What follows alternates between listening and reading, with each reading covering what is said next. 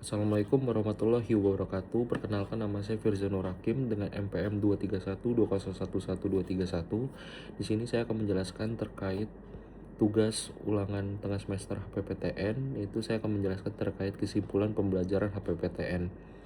Berdasarkan pembelajaran yang telah dilakukan, dapat disimpulkan bahwa HPPTN atau Hukum Acara Peradilan Tata Negara merupakan cabang hukum yang mengatur tata cara untuk prosedur dalam menyelesaikan berbagai permasalahan di bidang ketatanegaraan.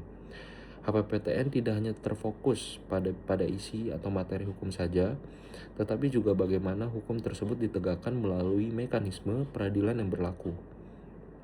Ruang lingkup HPPTN meliputi proses penyelesaian sengketa konstitusi, pengujian norma hukum, serta pengaturan hubungan antara lembaga negara dengan kerangka sistem ketatanegaraan. Dalam konteks ini, salah satu lembaga yang memiliki peran sangat penting adalah Mahkamah Konstitusi. Mahkamah Konstitusi ini merupakan lembaga negara yang memiliki fungsi sebagai penjaga konstitusi atau the guardian of the constitution, atau bisa disebut dengan kewenangan Mahkamah Konstitusi ini juga diatur dalam Undang-Undang Dasar 1945 yang meliputi beberapa hal penting. Yang pertama adalah untuk menguji undang-undang terhadap Undang-Undang Dasar 1945. Kemudian yang kedua, memutus sengketa kewenangan antara lembaga negara. Terus yang ketiga, untuk memutus pembubaran partai politik. Keempat, memutus perselisihan hasil pemilihan umum.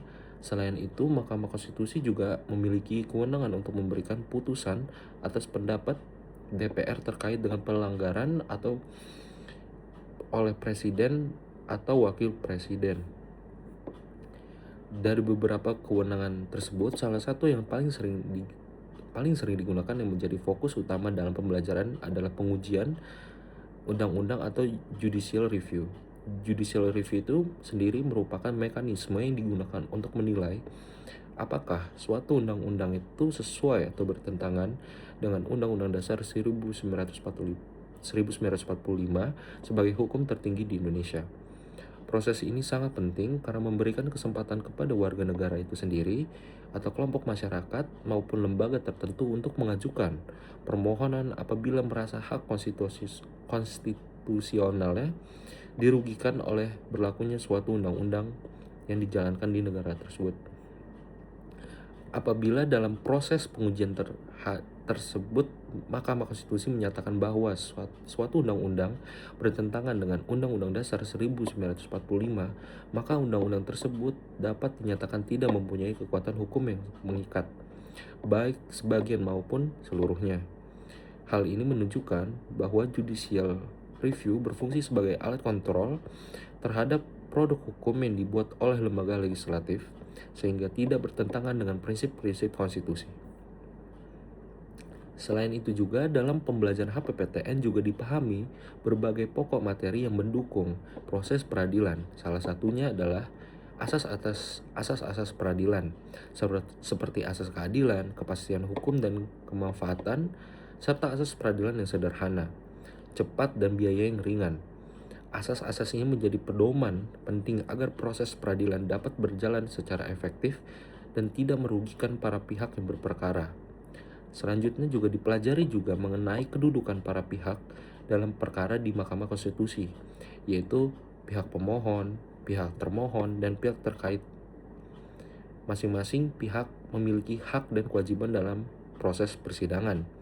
Selain itu terdapat juga tahapan-tahapan dalam proses beracara, mulai dari pengajuan permohonan, pemeriksaan pendahuluan, kemudian pemeriksaan persidangan, hingga pembacaan putusan. Semua tahapan tersebut diatur secara sistematis untuk menjamin ada proses peradilan yang transparan dan akuntabel. Jadi secara keseluruhan dapat disimpulkan bahwa HPPTN memiliki peran yang sangat penting dalam sistem ketatanegaraan Indonesia. HPPTN menjadi sarana untuk menegakkan supremasi konstitusi, menjaga keseimbangan kekuasaan antara lembaga negara, serta memberikan perlindungan terhadap hak-hak konstitusional warga negara. Dengan adanya HPPTN diharapkan setiap permasalahan ketatanegaraan dapat diselesaikan secara adil, transparan, dan sesuai dengan prinsip negara hukum. Selanjutnya kemudian saya akan menyampaikan terkait kesimpulan dari simulasi sidang pengujian undang-undang yang telah saya dan kelompok kami lakukan. Yang pertama terkait penjelasan singkat permohonan PUU. Permohonan yang kami ajukan merupakan pengujian materi terhadap pasal 7 ayat 2 Undang-Undang Nomor 16 Tahun 2019 tentang perkawinan, khususnya pada frasa alasan sangat mendesak.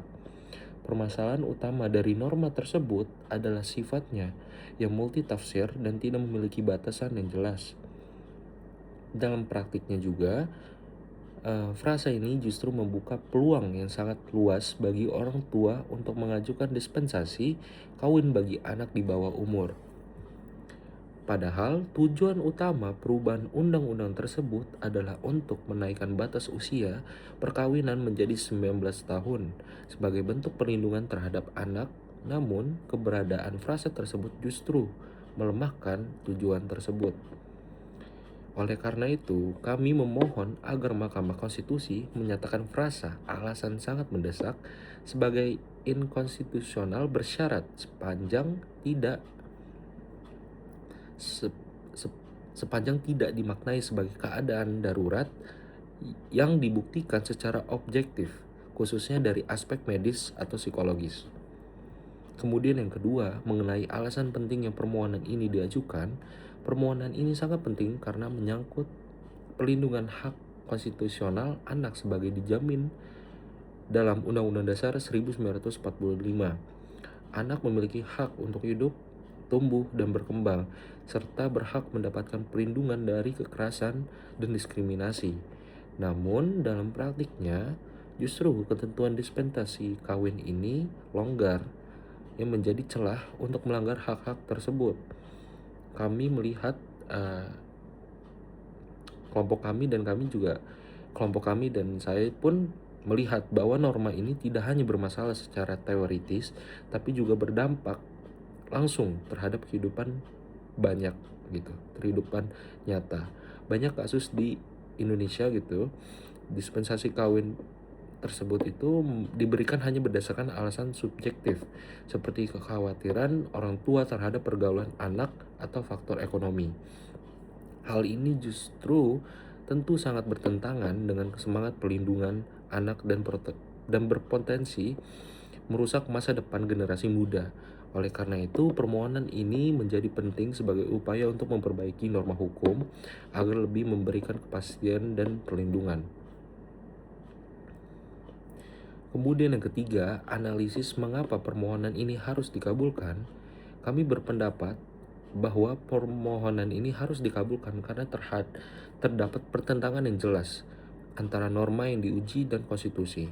Pertama, frasa alasan sangat mendesak bertentangan dengan pasal 28B ayat 2 Undang-Undang 1945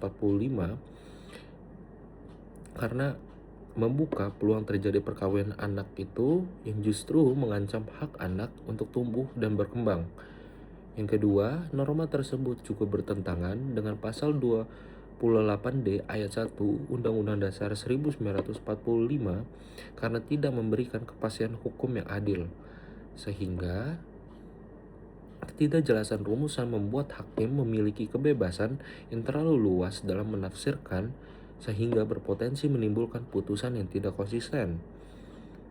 Yang ketiga, norma tersebut tidak memenuhi asas kejelasan rumusan dalam pembentukan peraturan perundang-undangan. Sebuah aturan hukum seharusnya dirumuskan secara jelas dan juga tegas agar tidak menimbulkan penafsiran yang berbeda-beda. Selain itu juga dalam kasus yang kami angkat ini, kelompok kami mengangkat kasus ini karena telah terjadi kerugian konstitusional yang nyata. Permohonan kehilangan hak untuk melindungi anaknya dari perkawinan dini akibat adanya celah hukum dalam pasal tersebut. Dengan demikian, Mahkamah Konstitusi perlu memberikan penafsiran yang lebih ketat terhadap norma tersebut agar tujuan perlindungan anak itu dapat benar-benar terwujud. Kemudian yang keempat, yaitu sebagai refleksi atau evaluasi terhadap kekurangan draft permohonan dari simulasi yang telah kami lakukan, kami menyadari bahwa masih terdapat banyak kekurangan dalam draft permohonan yang kelompok kami lakukan. Yang pertama, dari segi substansinya, kami masih perlu memperkuat data empiris seperti statistik terkait peningkatan dispensasi kawin, kemudian agar argumentasi menjadi lebih kuat dan tidak hanya bersifat normatif. Yang kedua, dari segi argumentasi, kelompok kami perlu menambahkan lebih banyak referensi, baik berupa putusan Mahkamah Konstitusi maupun pendapat ahli, untuk mendukung dalil-dalil yang kami ajukan. Yang ketiga, dari segi penyusunan, masih terdapat beberapa bagian yang terlalu panjang dan kurang efektif, sehingga perlu disederhanakan agar lebih mudah dipahami dalam persidangan. Refleksi ini menjadi bahan untuk evaluasi saya dan kelompok kami agar kedepannya dapat menyusun permohonan yang lebih komprehensif, sistematis, dan mampu meyakinkan hakim konstitusi. Sebagai penutup, dapat saya tegaskan bahwa permohonan ini tidak hanya menyangkut persoalan norma hukum semata, tetapi juga menyangkut masa depan anak sebagai generasi penerus bangsa. Oleh karena itu, saya dan kelompok kami berharap Mahkamah Konstitusi dapat memberikan putusan yang tidak hanya memberikan kepastian hukum, tapi juga menyangkut masa depan anak, untuk perlindungan anak secara maksimal. Sekian yang dapat saya sampaikan dari penjelasan kelompok dan saya lakukan. Terima kasih atas perhatiannya. Wassalamualaikum warahmatullahi wabarakatuh.